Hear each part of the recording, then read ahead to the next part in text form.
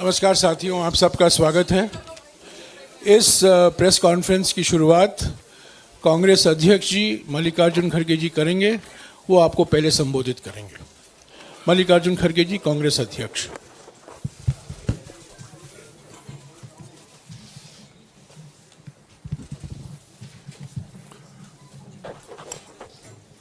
आप सभी को नमस्कार। आज इस प्रेस कॉन्फ्रेंस में हमारे नेता पूर्व अध्यक्ष श्रीमती सोनिया गांधी जी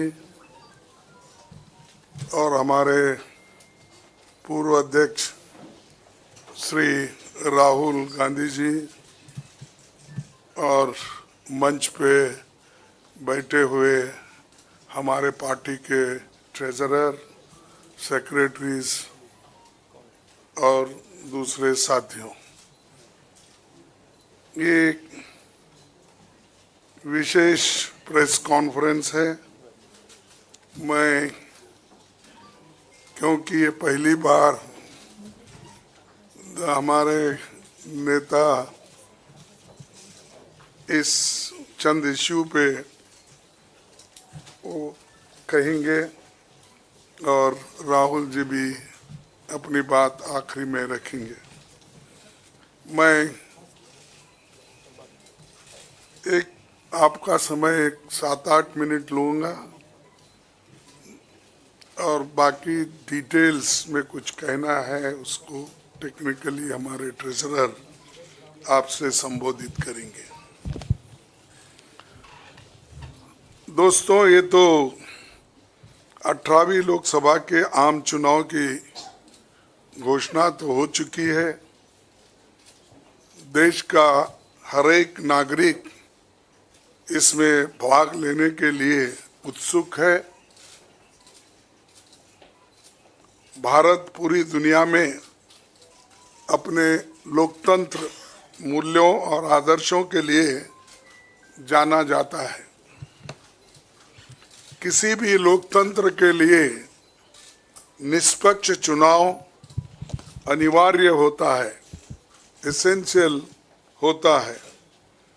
साथ ही ये भी अवश्य होता है कि सभी राजनीतिक दल के लिए लेवल प्लेइंग ग्राउंड यानी समान लेवल प्लेइंग फील्ड हो, सभी के पास समान रूप से संसाधन हो। ये नहीं कि जो सत्ता में है उनका रिसोर्सेस पर मोनोपोली हो। ये नहीं कि उनका मीडिया पर एक अधिकार हो। ये नहीं कि सत्ताधारी दल का संवैधानिक तथा न्यायिक संस्था जैसे आईटी, ईडी, इलेक्शन कमीशन, इन अपने दूसरे ऑटोनमस बॉडीज पर प्रत्यक्ष अथवा परोक्ष नियंत्रण हो। दुर्भाग्य से जो पिछले दिनों में सुप्रीम कोर्ट के हस्तक्षेप के बाद जो इलेक्ट्रल बॉन्ड, चुनावी चंदा बॉन्ड के बारे में जो तथ्य निकलकर सामने आए वो बहुत ही चिंताजनक है, शर्मनाक भी है, क्योंकि इससे हमारे देश के छवि को ठेस पहुंची है। हमारे देश ने पिछले 70 सालों में निष्पक्ष चुनाव और स्वस्थ लोकतंत्र की छवि बनाई थी। उस पर प्रश्न चिन्ह आज उठ गया है।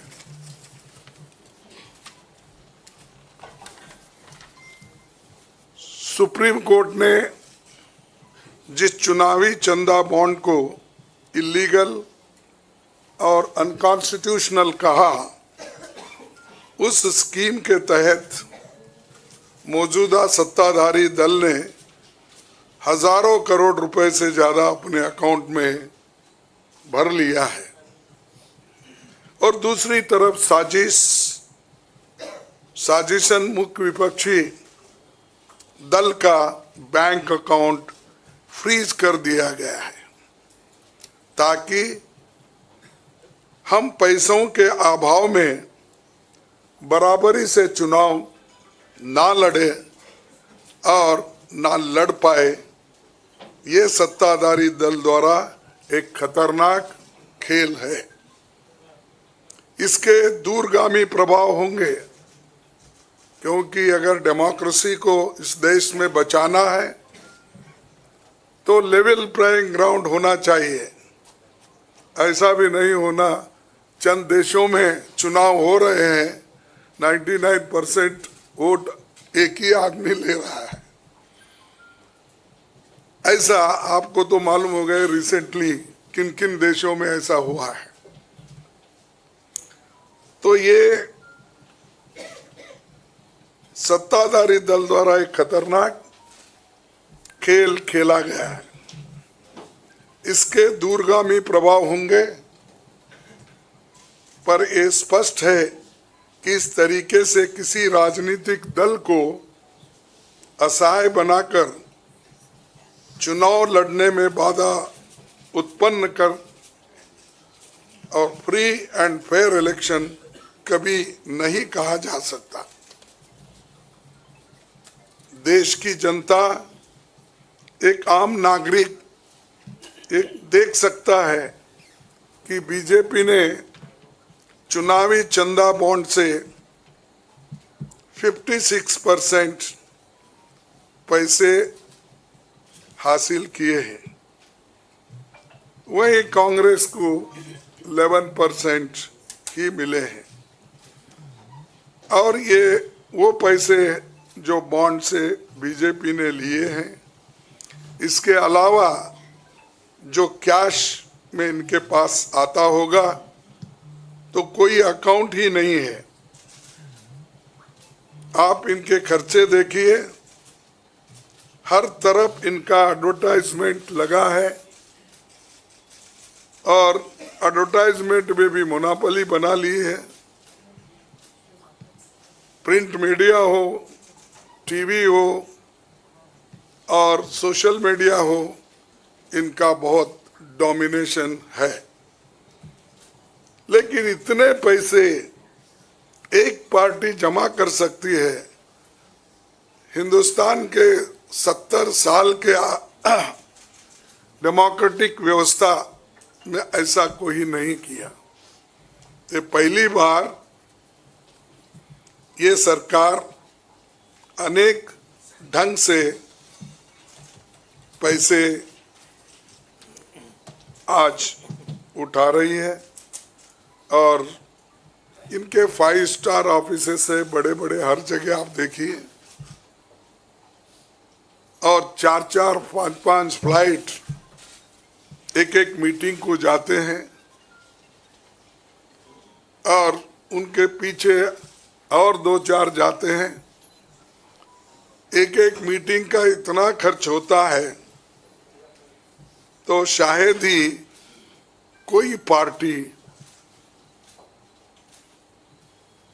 अपोजिशन पार्टी उसका 10% भी नहीं कह सकती मुकाबला।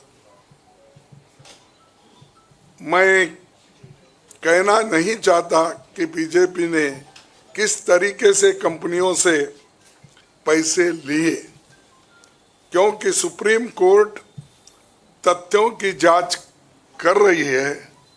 हमें उम्मीद है कि सच्चाई बहुत जल्द हम सब के सामने आएगी। और अंत में मैं देश के संवैधानिक संस्थाओं से अपील करता हूं कि अगर वो फ्री एंड फेयर इलेक्शन चाहते हैं तो हमारी पार्टी को बगैर किसी रोक टोक से बैंक अकाउंट्स का इस्तेमाल करने दे, और जो इनकम टैक्स का क्लेम है वो अंततः कोर्ट के निर्णय के अनुसार सेटल हो जाएगा। राजनीतिक दल टैक्स नहीं देते, बीजेपी कभी इनकम टैक्स नहीं दी, लेकिन ये लागू सिर्फ कांग्रेस पे हो रहा है। कोई पॉलिटिकल पार्टी इनकम टैक्स के दायरे में नहीं आते, सच है ना? सेटल हो जाए, राजनीतिक दल नहीं आते। बीजेपी ने कभी नहीं दिया अकाउंट। इसके बाद भी अगर हमसे ये मांगा जा रहा है तो हम न्यायालय के अंतिम निर्णय का इंतजार कर रहे हैं, क्योंकि हम चाहते हैं कम से कम न्यायालय तो इस बात को देखे, कानून को देखे, रूल ऑफ लॉ और गवर्नेंस जो संविधान के तहत होता है उसके तरफ तो ध्यान दे दो, क्योंकि आज वो हुकूमत में है, कल दूसरी पार्टी आएगी। लेकिन हमको ये लेवल प्लेइंग ग्राउंड जो हमने पहले से बनाया था, नेहरू जी से लेकर हम 89 और बाकी के लोग भी, जब इवन वाजपेयी थे उस वक्त भी ऐसा नहीं था। लेकिन यहाँ ये 18वीं लोकसभा का चुनाव जो हो रहा है, इसमें हम सब देख रहे हैं, ये कुचल रहे हैं, सप्रेस कर रहे हैं और हमको चुनाव लड़ने के स्थिति में वो नहीं छोड़ना चाहते हैं और पैसे को तंग तबाह करके वो एक तरफा इलेक्शन कर लेना चाहते हैं। लेकिन लोग भी होशियार है, इसको जानते हैं और लेवल प्लेइंग फील्ड बने रहने के लिए ये उनके जो बाधक है और जो हमारे अकाउंट्स फ्रीज किए हैं वो तत्काल उसका रिलीज होना चाहिए और हमको चुनाव में डेमोक्रेसी और संविधान को बचाने के लिए लेवल प्लेइंग ग्राउंड होना चाहिए। धन्यवाद। शुक्रिया कांग्रेस अध्यक्ष जी। मैं अभी हमारे कांग्रेस पार्टी के संसदीय दल के नेता श्रीमती सोनिया गांधी जी से गुजारिश करूंगा कि आपको संबोधित करें।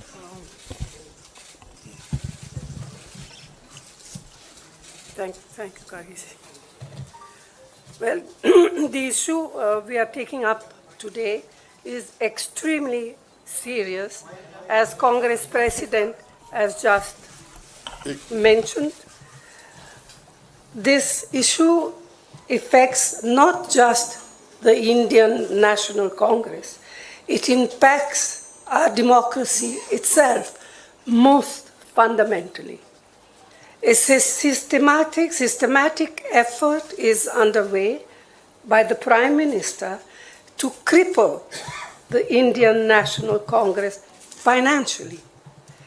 Funds collected from the public are being frozen, and money from our accounts is being taken away forcibly.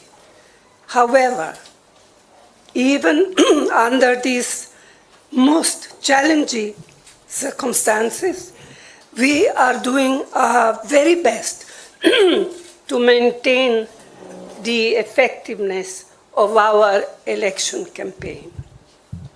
On the one hand, there is the electoral bond issue mentioned by Congress President Kharge, which has been declared unconstitutional by the Supreme Court. The electoral bonds have benefited, as everyone knows, the BJP hugely, massively. On the other hand, the finances of the principal opposition party, the Indian National Congress, are under a determined assault. This, we all believe, is unprecedented and undemocratic. Thank you. शुक्रिया सोनिया जी। मैं अभी हमारी AICC के कोषाध्यक्ष अजय माकिन जी से गुजारिश करूंगा कि आपको थोड़ा विस्तार से जानकारी दें।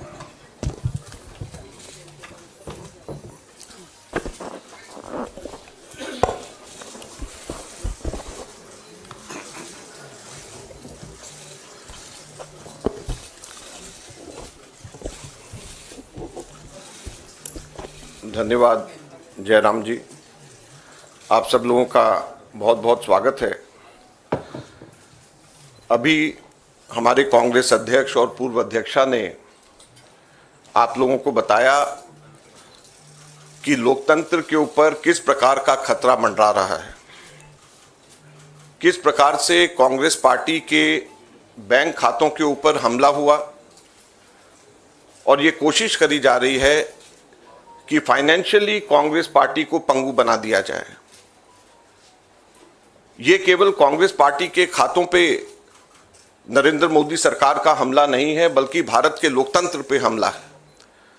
अगर प्रमुख विपक्षी पार्टी वित्तीय तौर के ऊपर पूरी तरीके से पंगु हो जाए, कोई कार्य नहीं कर सके, पब्लिसिटी के ऊपर पैसा नहीं खर्च कर सके, कैंपेन के ऊपर पैसा नहीं खर्च कर सके, अपने कैंडिडेट्स को पैसे नहीं दे सके, तो फिर चुनाव किस बात का? और चुनाव की घोषणा हो चुकी है। पिछले एक महीने से हमारे अपने बैंक अकाउंट्स में पड़े हुए 285 करोड़ रुपए का हम इस्तेमाल नहीं कर पा रहे हैं। हम लोगों को पब्लिसिटी के लिए अखबारों के अंदर स्लॉट्स बुक करने, हम लोगों को पब्लिसिटी के लिए इलेक्ट्रॉनिक मीडिया के अंदर स्लॉट्स बुक करने, हमको सोशल मीडिया के अंदर इस्तेमाल करना है, हमको पोस्टर छपवाने, हमको पैम्फलेट छपवाने। अगर हम लोग वो काम भी नहीं कर सकते तो किस प्रकार से लोकतंत्र जिंदा रहेगा और कैसा लोकतंत्र है ये? मैंने पिछले सप्ताह आप सब लोगों के सम्मुख मोतीलाल वोरा जी के समय 2017-18 के एक केस को लेकर के इनकम टैक्स डिपार्टमेंट ने 2017-18 के बेसिस के ऊपर 7 साल बाद में जाकर के हमारे बैंक के खाते अब जाकर के फ्रीज करे हैं, उसकी जानकारी दी। मैंने कहा कि ये 7 साल पुराने कैसे फ्रीज किए जा सकते हैं और टाइमिंग इसका कैसा है। लेकिन मुझे अभी बहुत दुख के साथ कहना पड़ रहा है कि पिछले हफ्ते ये नोटिस हम लोगों के पास में आया है, इसकी कॉपी आप सब लोगों को मिल गई है, आप सब लोगों के आ गई है, आप जरा देखिए। ये सीताराम केसरी जी के जमाने का नोटिस हमें पिछले हफ्ते आया। आप सोचिए, सीताराम केसरी जी के जमाने का 1994-95 की असेसमेंट ईयर का नोटिस अब हमारे पास में आया, और इसको लेकर के भी आगे आने वाले समय के अंदर फिर से बैंक को फ्रीज करने का और डिमांड लगाने की ये कवायद शुरू होगी। तो ये कौन सा लोकतंत्र है? अगर इसी रफ्तार से जाएंगे तो महात्मा गांधी के समय पे जमनालाल बजाज जब ट्रेजरर हुआ करते थे, उस टाइम पे भी कोई चीज निकाल करके अब इस वक्त इस चुनाव से पहले हमारे अकाउंट्स को फ्रीज किया जाएगा। तो ये किस चीज का लोकतंत्र है? 30 साल पुराना, 31 साल पुराना असेसमेंट ईयर का हिसाब निकाल करके हमारे खाते फ्रीज करे जा रहे हैं ताकि हम लोग चुनाव ही ना लड़ पाए। हम लोगों के पास में मुख्यतः 3 बातें हैं कहने की। हर पॉलिटिकल पार्टी इनकम टैक्स से एग्जेम्प्टेड होती है, कभी किसी ने भी पेनल्टी इस तरीके से नहीं दिया, तो कांग्रेस पार्टी को अकेले क्यों चुना जा रहा है? दूसरा, इसकी टाइमिंग देखिए, 2017-18 का मोतीलाल वोरा जी के टाइम का और 1994-95 का सीताराम केसरी जी का समय, और केवल 1 महीना पहले चुनाव के घोषणा होने से पहले यह काम शुरू किया जाता है। और तीसरा, क्वांटम ऑफ पनिशमेंट देखिए कि कितना बड़ा पनिशमेंट। क्या हमारे सिर्फ 0.07% पूरा 199 करोड़ का कैश में हमारे अपने एमपीज ने अपनी तनख्वाह दी, उसकी वजह से 0.07% की अनियमितता की वजह से 106% की पेनल्टी हमारे ऊपर लगाई गई, 106% की। कितना? 0.07% की अनियमितता की वजह से 106% की पेनल्टी हम लोगों के ऊपर लगाई गई है। ये क्वांटम है। हम लोगों ने मात्र 30 दिन लेट हम लोगों ने अपने अकाउंट सबमिट करे। ये इनकम टैक्स एक्ट मेरे पास में है, इसका सेक्शन 234F ये कहता है कि सिर्फ 10,000 रुपए की मैक्सिमम पेनल्टी ली जा सकती है अगर कोई व्यक्ति लेट अपना, कोई भी ऑर्गेनाइजेशन या व्यक्ति कोई भी लेट अपना इनकम टैक्स सबमिट करे, केवल 10,000 रुपए। और हमारे ऊपर 210 करोड़ रुपए का 210.25 करोड़ का 210.25 करोड़ का लियन मार्क कर दिया गया। 10,000 की सिर्फ पेनल्टी, सिर्फ 0.07% का हमारा टोटल अकाउंट में से कैश के अंदर लिया गया। ये कहां का न्याय? 115 करोड़ रुपए फोर्सफुली हमारे बैंक अकाउंट से इनकम टैक्स ऑफिसर्स ने बैंक मैनेजर्स के पास में जाकर के सरकार को ट्रांसफर करा दिया गया। वो अब हमारे पास में नहीं है। 115 करोड़ रुपया बैंक मैनेजर्स को जाकर के एक तरीके से डरा करके धमका करके इनकम टैक्स ऑफिसर्स ने हमारे अकाउंट से इनकम टैक्स डिपार्टमेंट और सरकार को वापस ट्रांसफर करा दिया। मैंने बताया जैसे पिछले 5 हफ्ते से 1 महीने से भी ज्यादा हम अपने पैसे जो हमारे वर्कर्स ने इकट्ठे करे हैं वो हम इसका उसका इस्तेमाल नहीं कर पा रहे हैं। ये कहां की डेमोक्रेसी है, ये कहां का लोकतंत्र रह गया। तो इसलिए हम आपसे कहना चाहते हैं, ये केवल हम लोग तो अपनी लड़ाई लड़ेंगे, लेकिन ये आप लोगों की भी लड़ाई, मीडिया की भी लड़ाई है, देश की जनता की लड़ाई है। अगर आप इसके अंदर हमारे को समर्थन नहीं करेंगे तो लोकतंत्र जिंदा नहीं रहेगा, ना आप रहेंगे ना हम रहेंगे। धन्यवाद।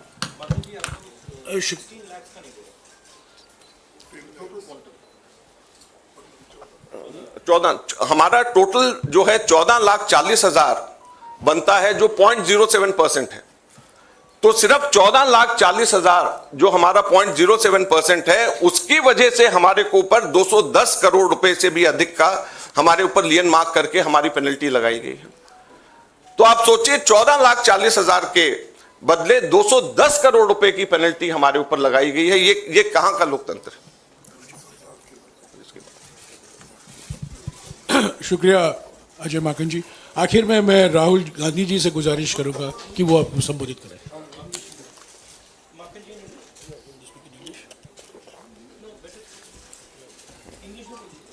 ये डिटेल्स आपको अंग्रेजी में अभी अजय माकन जी देंगे। Friends, there has been an assault on Indian democracy. Our accounts have been frozen since last more than 1 month. Since last around 5 weeks or so, we have been unable to utilize our own funds in the bank. You'll be surprised to know that a case, income tax case pertaining to 2017-18, which is 7 years back, on that basis, income tax has served us notice for 210 crores 25 lakh rupees. That amount of lien was marked against the Congress party in all our accounts. And effectively we are unable to utilize our 285 crore rupees, our own money which is lying in the bank. The most important thing is the timing and the exemptions which all the political parties enjoy. When all political parties enjoy income tax exemption, then why is it being slapped on the Congress party? Never it has happened in the past that the BJP had to pay any kind of penalty, any kind of income tax. Then why is it that the Congress party being singled out? The timing is such that 7 years old case, it seems that the BJP was waiting for the elections to come, and just 1 month before the elections were to be announced, they froze our accounts. So imagine how can it be a level playing field? We don't have money to give to our candidates. We don't have money to publish our pamphlets. We don't have money to organize our public meetings. We don't have money to book advertisements in the social media or in the newspapers.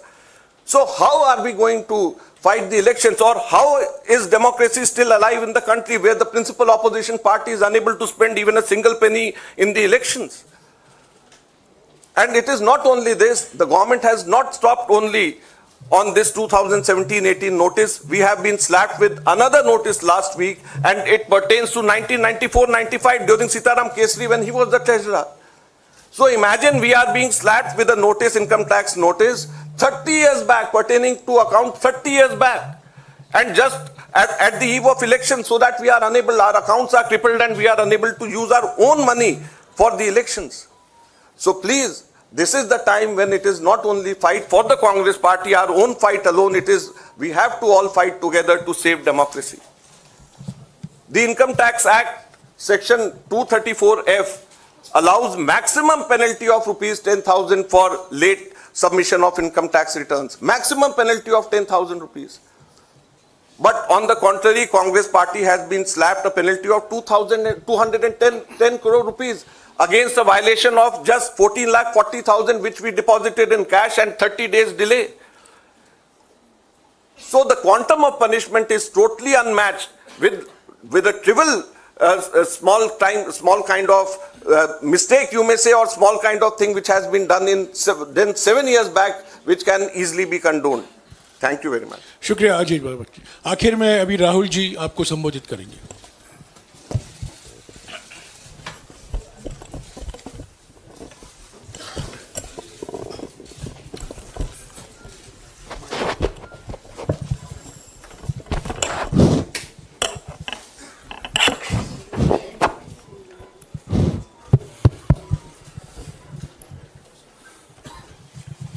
Thank you for coming here this morning. If any of you imagine, anybody in the country imagines what happens when your bank account, your ATM card, your entire financial identity is erased, right? You can imagine if it is done to a family, the family will starve to death. If it is done to a business, the business will be crippled. Right? This is what has been done to the Congress party 1 month back. All our bank accounts have been frozen. We can do no campaign work. We cannot support our workers. We cannot support our candidates. Our leaders cannot fly from one part of the country to the other. Forget fly. They can't take a railway train. And this has been done literally 2 months before the election campaign. Why has it been done? One notice comes from the 90s, another notice comes from 6-7 years ago. Quantum amount 14 lakh rupees, and punishment our entire financial identity. Right? What's interesting to me is that there are institutions in this country that are supposed to protect the democratic framework. There are the courts in the country, there's the election commission in the country, right? And nothing is happening. The election commission has not even said, wait a minute, you have frozen the bank account of the largest, of one of the biggest political parties, largest opposition in the country. And already our ability to fight the election has been damaged. We've already lost a month. As Makanji said, we are unable to get slots for advertising. We are unable to put ads in newspapers. And so what sort of a democracy is this? This is a criminal action on the Congress party. And it's a criminal action done by the Prime Minister and the Home Minister. It's very clear. This type of activity does not happen without them in today's India. And so the idea that India is a democracy, this is a lie.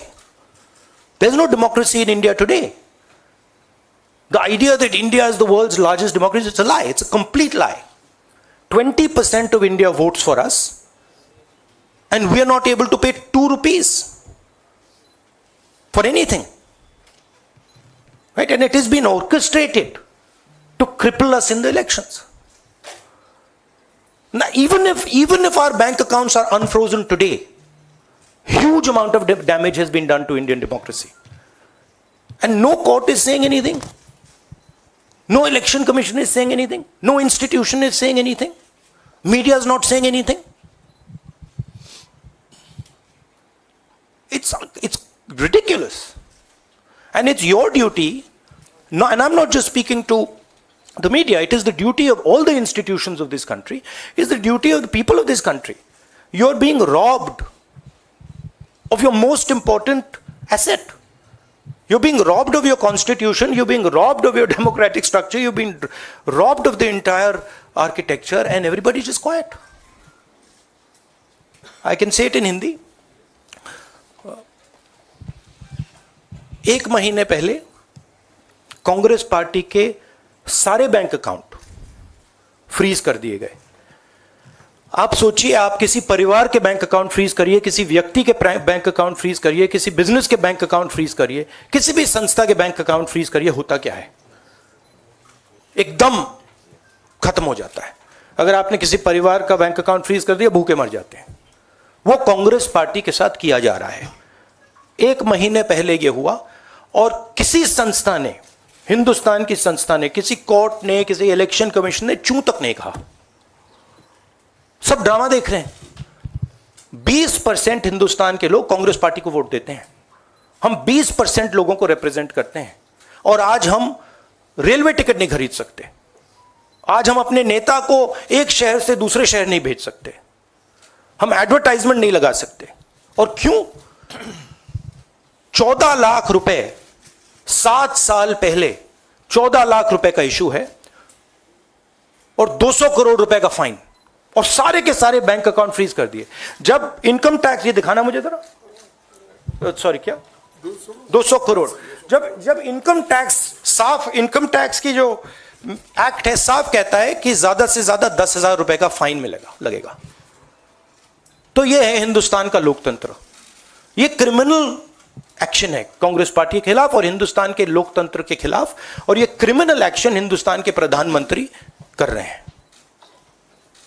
मेरी विनती है कि जो हिंदुस्तान के institutions हैं, जो वो अपने आप को हिंदुस्तान के इंस्टीट्यूशंस मानते हैं, डेमोक्रेसी को प्रोटेक्ट करते हैं, लोकतंत्र को प्रोटेक्ट करते हैं, हिंदुस्तान के कोर्ट्स हो, हिंदुस्तान का इलेक्शन कमीशन हो, वो इसके बारे में कुछ करें। और यह कहना कि हिंदुस्तान दुनिया की सबसे बड़ी डेमोक्रेसी, झूठ है। यहां कोई डेमोक्रेसी नहीं है। बिगेस्ट ऑपोजिशन पार्टी का आपने बैंक अकाउंट बंद कर दिया और 1 महीने कोई कुछ नहीं बोल रहा है। केसरी जी के टाइम से नोटिस आया है। तो अजीब सी सिचुएशन है, सब लोग देख रहे हैं और हर संस्था मतलब का रोल है इसमें, कोर्ट्स का रोल है, इलेक्शन कमीशन का रोल है। धन्यवाद। शुक्रिया राहुल जी। साथियों, कांग्रेस अध्यक्ष जी, सोनिया जी, राहुल जी ने और दूसरी ज़रूरी बैठक से निकलकर यहाँ आए हैं आपको संबोधित करने के लिए। उनको उस बैठक में वापस लौट जाना है। आपके सवाल हमारे कोषाध्यक्ष विस्तार से जवाब देंगे। मैं कांग्रेस अध्यक्ष सोनिया जी और राहुल जी को शुक्रिया अदा करता हूँ। शुक्रिया।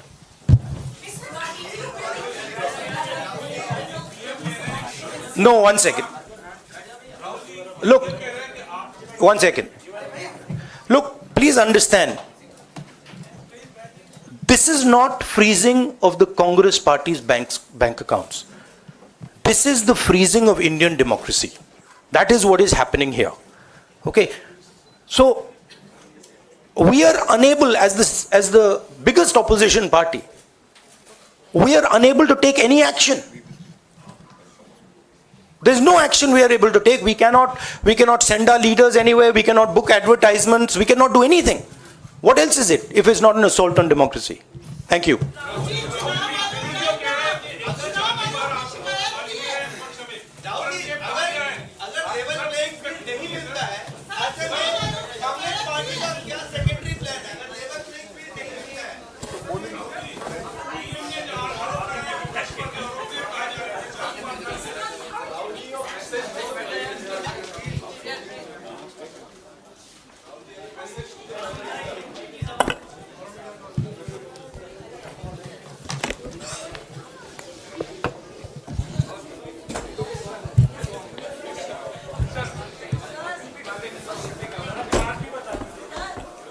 एक मिनट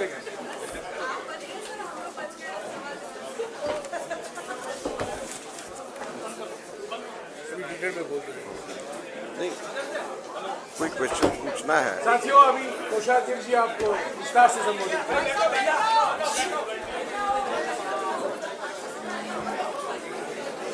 शुरू कर दो यार।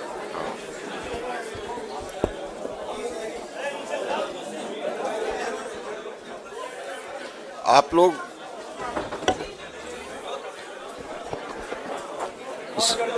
हाँ,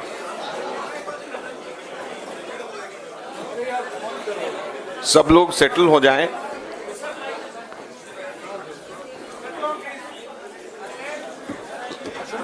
सब लोग सेटल हो जाएं।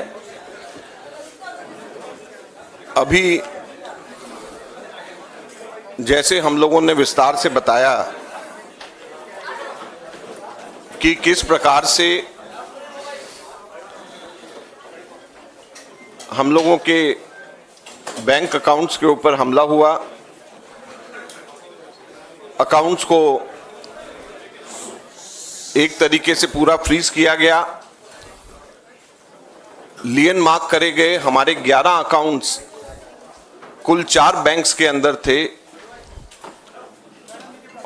और कुल 210 करोड़ से भी अधिक कुछ बैंक्स के अंदर 135 करोड़, कुछ बैंक्स के अंदर 75 करोड़ रुपए के नोटिस दे करके लियन मार्क किया गया।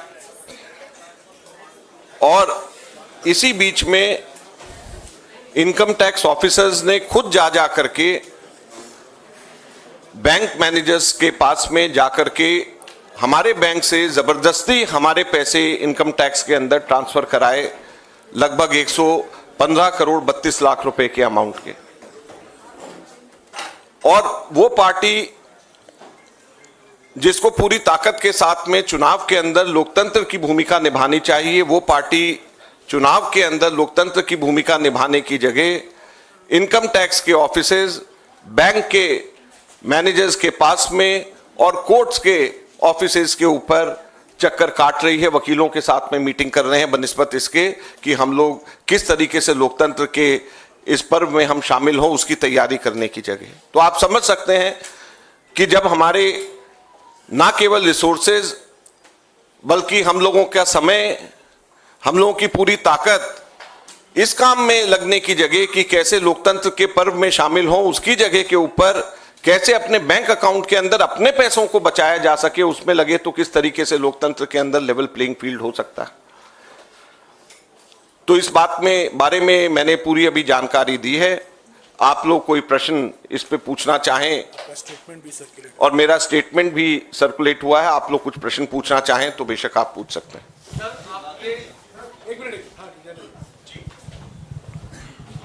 माइक में बोलिएगा। यस सर, आप लोग राजनीतिक आरोप तो लगा रहे हैं, प्रधानमंत्री तक पर उंगली उठा रहे हैं कि उनके इशारे पर यह सब कुछ हो रहा है, लेकिन पहले आईटीएटी से कांग्रेस को राहत नहीं मिली और इसके बाद जब आप हाईकोर्ट गए वहां पर भी आपको राहत नहीं मिली, वापस कहा गया कि आप आईटीएटी जाइए। तो क्या ये जो न्यायिक संस्थाएं हैं ये भी राजनीति से प्रेरित हैं? इस पर आपका जवाब चाहिए। देखिए, आईटीएटी न्यायिक संस्था नहीं है, ये क्वासी जुडिशियल बॉडी है। हाईकोर्ट ने हमारे को वापस आईटीएटी के पास में भेजा। हाईकोर्ट ने कोई हमें मना नहीं किया इस तरीके से। हाईकोर्ट ने कहा आप वापस आईटीएटी के पास में जाएं और आईटीएटी उसको देखे। आईटीएटी के पास में जब हम लोग पिछली बार गए तो उन्होंने अपना जजमेंट बेशक हमारे खिलाफ है, उसको देने में ही 2 हफ्ते 14 दिन लगा दिए। तो आप समझ लें कि जहां पे 1-1 घंटा इस वक्त हमारे लिए कीमती है, वहां पर वापस आईटीएटी से क्या जाकर के न्याय मिलेगा। और आईटीएटी का जो दिल्ली में हेड करते हैं वो चार्टर्ड अकाउंटेंट है और वो जो है क्वासी जुडिशियल बॉडी है, हम सब लोग जानते हैं। अब जो है अंततः जब तक के कोई भी इनकम टैक्स केस में या कोई भी केस के अंदर हाईएस्ट लेवल तक के जाने का मौका मिलता है, हम लोग ये कह रहे हैं कि कैसे हम लोगों के अकाउंट्स को फ्रीज किया गया। लोकतंत्र के टाइम पे, इलेक्शंस के टाइम के ऊपर हमारे अकाउंट को फ्रीज नहीं किया जाना चाहिए, हमारे को पूरे के पूरे उसका इस्तेमाल करा जाना चाहिए। जो फाइनल फैसला अंततः जब कोर्ट से जो होगा वो सबको मान्य होगा। लेकिन अगर मान लीजिए कल को कोर्ट में जाकर के 3 महीने बाद हमारा फैसला हमारे हक में भी आ गया, तो ये समय 4 महीने का हमारे को कौन और लोकतंत्र को कौन वापस देगा। तो इसको लेकर के हम लोग आगे हाई कोर्ट और सुप्रीम कोर्ट में भी हम जाएंगे, कोर्ट का भी दरवाजा हम लोग खटखटाएंगे, लेकिन हम आपके माध्यम से जनता का दरवाजा भी खटखटाना चाहते हैं, अपने कार्यकर्ताओं का दरवाजा भी खटखटाना चाहते हैं और आपका दरवाजा भी खटखटाना चाहते हैं, ताकि आप लोगों को पता रहे कि किस तरीके से हालात हमारे देश में हो रहे हैं। माकन जी, अभी the Congress president said that ये एक खतरनाक खेल खेला जा रहा है and the other Congress leadership said that this is an assault on democracy. जैसे prime minister has been continuously saying that India is the mother of democracy, और इज इंडिया हेडिंग, जैसी सिचुएशन है where the finances of the principal opposition party is being crippled, तो ऐसे में क्या is India heading towards a country like other dictatorship countries? Is it heading where the elections is one-sided and 95% votes goes? As the treasurer of principal opposition party, I can say there is no democracy. If I can't spend my own money collected from my own workers, so these 285 crores we collected through crowdfunding. It also included Youth Congress's membership money, it included our membership money, it included NSY's money. So if we can't spend our own money, where is democracy?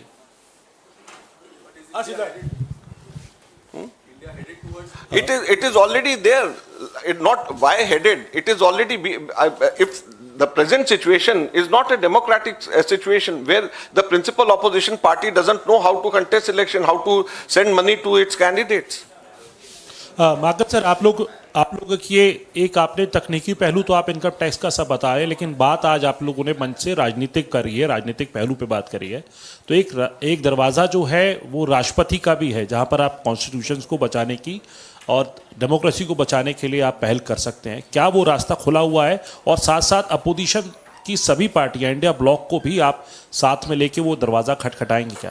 देखिए, हम लोग लोकतंत्र को बचाने के लिए सभी दरवाजे और सभी जो भी लोकतांत्रिक तरीके हैं उनको हम अपनाएंगे। कोई भी ऐसा दरवाजा नहीं है जिसको हम छोड़ेंगे और कोई भी लोकतांत्रिक तरीका ऐसा नहीं है जिसको हम अपनाने से परहेज करेंगे। हर लोकतांत्रिक तरीका अपनाया जाएगा और हर लोकतांत्रिक दरवाजा लोकतंत्र का खटखटाया जाएगा, क्योंकि ये लोकतंत्र को बचाने का सवाल है। सर, आप कांग्रेस के कोषाध्यक्ष हैं और वाकई आपके लिए बहुत चिंता का विषय है, क्योंकि पैसा आपके पास नहीं है, फ्रीज है। सर, सवाल ये है कि आप लगातार, राहुल गांधी ने भी कहा, आप भी कह रहे हैं कि लेवल प्लेइंग ग्राउंड नहीं है आपके लिए। तब आपके पास ऑप्शन क्या बचता है? क्योंकि लोकसभा चुनाव बिल्कुल मुहाने पर है और ऐसे में जब आपके पास संसाधन नहीं होंगे तो चुनावी मैदान में क्या उतरेंगे? इसको लेके क्या विकल्प आपके पास है? देखिए, हम लोग सभी विकल्प जो लोकतांत्रिक विकल्प हैं उसको हम लोग अपनाएंगे। हम कोर्ट के, न्यायालय के सबसे बड़े दरवाजे तक के हम लोग जाएंगे, खटखटाएंगे और जो भी लोकतांत्रिक तरीका है जमीन पे उतर करके लड़ने का, अपने कार्यकर्ताओं के पास में जाने का, अपने कार्यकर्ताओं से अपील करने का कि हम लोगों को मदद करें, कैंडिडेट्स को डायरेक्टली मदद करें, ये सब चीज़ें हम लोग करेंगे आगे आने वाले समय में। आप देखिए, लेकिन कांग्रेस की टॉप लीडरशिप ने संज्ञान लिया, आपके सामने बताया, चिंता जाहिर करी, ये इसको हम आगे और लेकर के जाएंगे। अजय जी, यहाँ पर लगातार बात हो रही है, कल पहले चरण का अधिसूचना भी जारी हो गई। क्या कारण है कि कांग्रेस अभी तक चुनाव आयोग के दरवाजे नहीं गई है? जो इस पूरी जो कार्यप्रणाली है उस पर उसने साफ तौर पर कहा था अपनी प्रेस कॉन्फ्रेंस में कि सबको समान अवसर मिलेगा और ये चुनाव आयोग की जिम्मेदारी है। हम लोग सुप्रीम कोर्ट भी गए हैं और हाई कोर्ट भी हम लोग गए हैं। ऐसा नहीं है कि हम लोग जो भी लीगल हमारे पास में पोजीशंस हैं उसका हम इस्तेमाल नहीं कर रहे। हम लोग सभी लीगल वेन्यूज जो हैं उसका हम इस्तेमाल कर रहे हैं और हमारे पार्टी के अंदर जो टॉप लीगल ब्रेन्स हैं, अभिषेक सिंघवी, चिदम्बरम, तनखा जी, सलमान खुर्शीद जी, सभी के सभी लोग इसमें हम लोगों को एडवाइस दे रहे हैं और हम लोग इसको हर दरवाजे पे हम जा रहे हैं। मोहित ने जो सवाल पूछा उसी के एक्सटेंशन में मैं आगे पूछना चाहती हूँ, अगर कोई और रास्ता नहीं रहता है, क्या आप लोग इस पे भी विचार कर रहे हैं कि आप चुनाव बाइकआउट कर दें? नहीं, ऐसा नहीं है। सर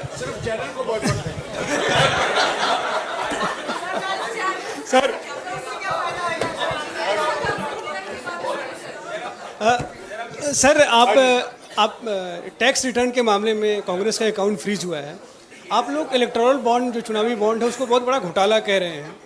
तो आप क्या अपेक्षा करते हैं चुनाव आयोग से कि सत्तारूढ़ पार्टी के खिलाफ कोई इस तरह की कार्रवाई होनी चाहिए? देखिए, हमें इस बात की खुशी है कि सर्वोच्च न्यायालय ने इसका संज्ञान लेकर के स्टेट बैंक ऑफ इंडिया को फोर्स किया है कि वो इसके बारे में बोले और सुप्रीम कोर्ट और इलेक्टोरल बॉन्ड के संदर्भ में हम लोगों ने भी कुछ कार्रवाई करी है। उसको हम अलग से प्रेस वार्ता के माध्यम से हम लोग आपको बताएंगे और उसको भी, उसके ऊपर भी हम लोग कार्रवाई कर रहे हैं। और हम सबसे पहले सुप्रीम कोर्ट को बधाई भी देना चाहेंगे कि उन्होंने स्टेट बैंक ऑफ इंडिया को बाध्य किया कि वो सारी के सारी बात बताए। और आगे अब हम ये भी उम्मीद करते हैं कि स्टेट बैंक ऑफ इंडिया के माध्यम से या किसी भी तरीके से सुप्रीम कोर्ट ये बाध्य करे सबको कि किस कंपनी ने किस पार्टी, पॉलिटिकल पार्टी को पैसा कितना दिया है और कब दिया है, इस चीज की भी जानकारी सार्वजनिक हो।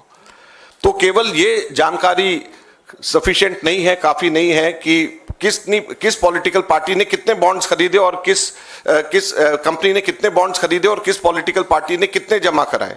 ये मैच भी होना चाहिए कि किस कंपनी ने किस पॉलिटिकल पार्टी को और किस तारीख को दे। जब तक वो तथ्य सामने पूरा नहीं आएगा, जब तक इसमें सही मायने में सारी बातें साफ नहीं होंगी। अजय सर, एक न्यूज़ 18 के राइजिंग इंडिया में पीएम ने विपक्ष पर आरोप लगाया। वो कहा है कि मुझे 104वीं बार गाली दी गई है, औरंगजेब कहा गया है।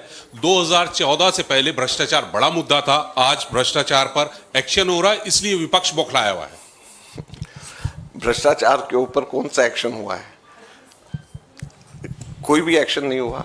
भ्रष्टाचार के ऊपर जो एक्शन होना था वो 2014 से पहले ही हुआ है। जितने भी लोगों के ऊपर केसेस बने वो 2014 से पहले ही बने, 2014 के बाद तो कुछ नहीं हुआ है।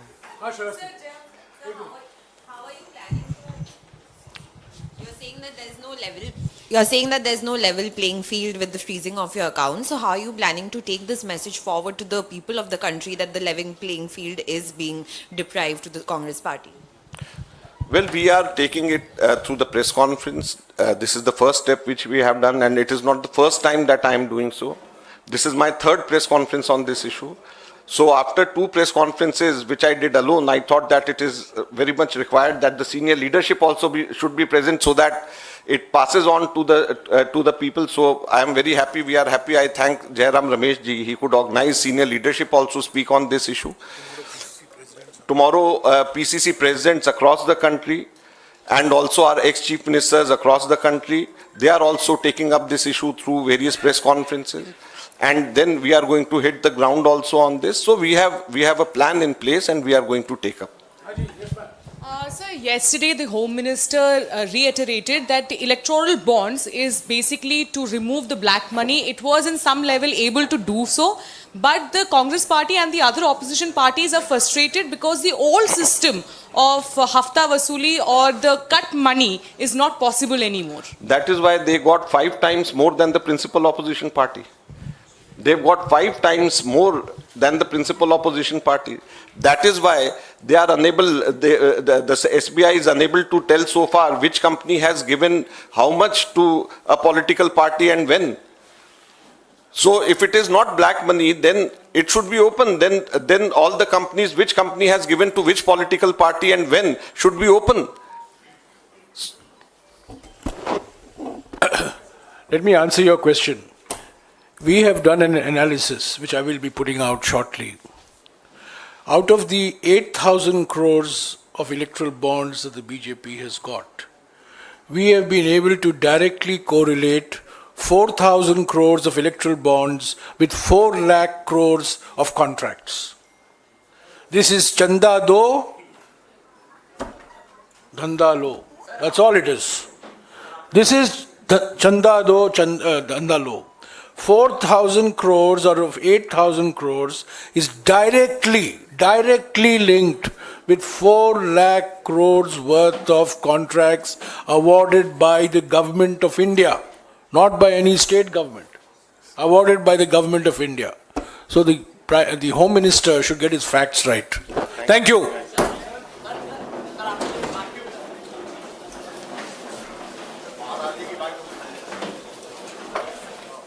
Sorry, next time. Sorry.